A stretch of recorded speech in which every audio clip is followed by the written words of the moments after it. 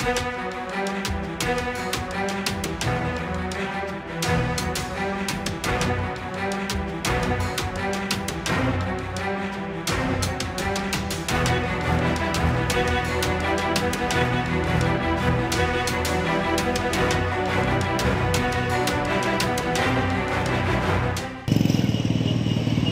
शेफाटा ची गावाची एक माणूस गणेश शेलार तो आज रोजी नितीन पाटील नावाची इसमावर 3 राउंड्स फायर केलेले आहे।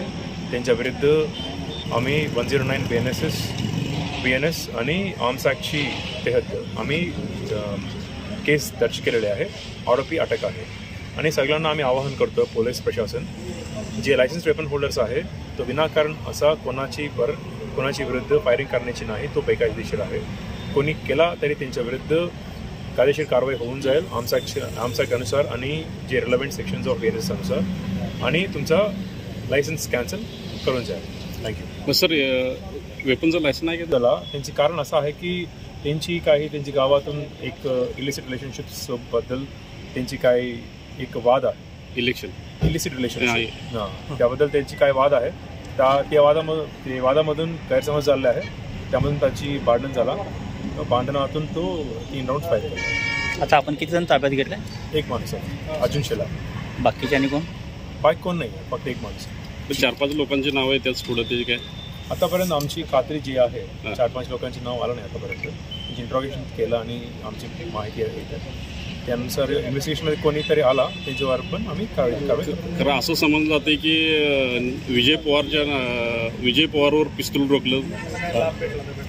आतापर्यंत प्राथमिक माहितीनुसार तो एअरमध्ये फायर केला आहे, कोणाची एम नाही केला। बरं, नाही कारण की आता तुम्ही नितीन पाटील म्हणताय ना, ते नितीन पाटील आणि शेलारचा इन्व्हॉल्व काय असं?